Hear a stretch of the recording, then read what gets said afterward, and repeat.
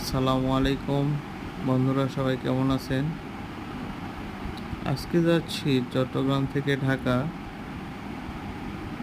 এই সুন্দর মনোরম পরিবেশ এবং সবুজের সমারোহ, প্রাকৃতিক সৌন্দর্যে ভরপুর চট্টগ্রাম ঢাকা রেল লাইনের পাশ দিয়ে সুন্দর পাহাড়, পর্বত, অনেক নদী, অনেক কলকারখানা এবং সবুজের যে সমারোহ আসলে আশ্চর্যজনক।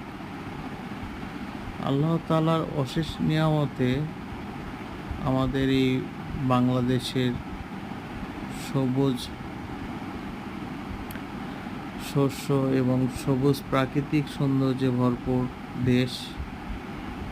সকলেই ভালো থাকবেন। সালামু আলাইকুম।